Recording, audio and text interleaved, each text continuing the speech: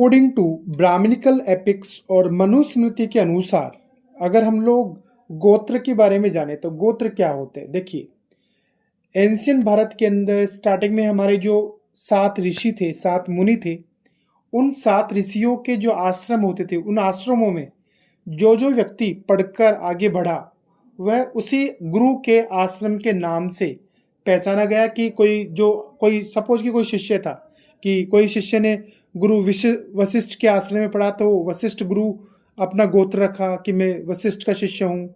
कोई दूसरा जो ऋषि था वो किसी कश्यप गुरु के आश्रम में पढ़ा तो उसने अपना गोत्र कश्यप रखा। ठीक है, तो इस तरह से बहुत सारे गोत्र रहे। और जो गोत्र होते हैं वो सब जातियों में पाए जाते हैं, सेम गोत्र। देखिए कि जैसे अगर कश्यप हुआ, कि कोई खंडेलवाल हुआ, कि कोई चौहान हुआ, ये सारे गोत्र हर जाति में मिलते हैं। एक्चुअली गोत्र तो एक ही थे, उसी वंशज के लोग आगे बढ़ते रहे, पर जहाँ जहाँ जाकर रहे, उनको जैसा जैसा काम मिला उस काम को अडॉप्ट करके और वो उनका वर्ण बन गया, वो उनका ऑक्यूपेशन बन गया। एक ही गोत्र के लोग, एक ही कुल के लोग, जिनको जो काम मिला वो वैसा काम करते गए और आगे बढ़ते गए। ये था गोत्र सिस्टम। अब हम बात करते हैं कि गोत्र के क्या क्या रूल थे, स्पेशली महिलाओं के लिए। तो महिलाओं के गोत्र का रूल ये था कि महिलाओं से यही एक्सपेक्टेशन की जाती थी कि महिलाएं after the marriage they not follow their father's gotra, और वो अपने पति का गोत्र अडॉप्ट कर ले। एक तो ये रूल था। दूसरा कि सेम गोत्र के अंदर विवाह नहीं किया जा सकता। इसका क्या लॉजिक है कि सेम गोत्र में विवाह क्यों नहीं किया जा सकता?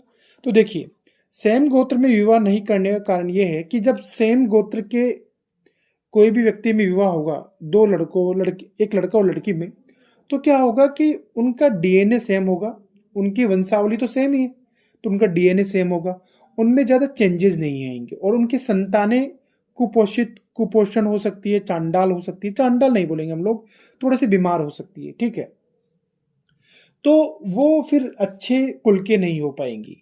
कुल मतलब कि उनके कोई ना कोई बीमारी होगी, उनका ज्ञान नहीं होगा, उनकी आंखों में समस्या रहेगी, उनके चेहरे पर आंखों में इतना तेज नहीं हो पाएगा जितना होना चाहिए। और देख लीजिए, इसका एग्जाम्पल है कि जब यूरोप के अंदर या फिर वेस्टर्न कंट्रीज के अंदर वो लोग गोत्र प्रणाली को नहीं अपनाते हैं तो वहाँ पर ये बीमारियाँ बहुत कॉमन है कि अलग अलग बीमारियाँ उनकी निकलती है और बहुत अल्पकालीन में उनकी मृत्यु भी हो जाती है। हमारे यहाँ मजबूत लोग थे पहले, क्योंकि गोत्र को 5-5 गोत्र को अपनाते थे। अब वो गोत्र हमारे भी यहाँ 2 गोत्र होते जा रहे हैं, 2 या 3 गोत्र होते जा रहे हैं। तो इस वजह से आप देख सकते हैं कि बहुत सारी बीमारी होती है, अल्पकाल में मृत्यु भी होती जा रही है।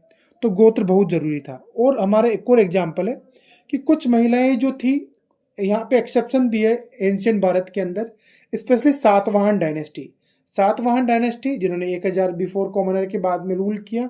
और ये लोग आंध्र प्रदेश के पाटन के पास में वहाँ पे रूल करते थे लोग, आंध्र प्रदेश के अंदर सातवाहन डायनेस्टी के रूलर्स।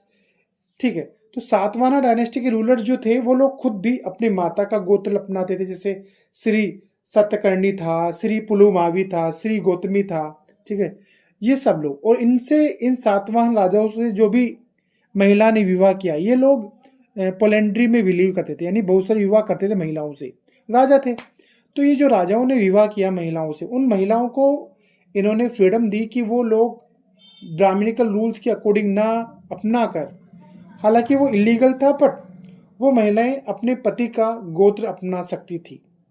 ठीक है, कुछ एक्सेप्शन है जो सातवाहन डायनेस्टी में कि महिलाएं, रानियां अपने पति का गोत्र ना अपनाकर अपने पिता का गोत्र कंटिन्यू रखती थी और उनके पुत्रों में भी उनके पिता का गोत्र रहता था।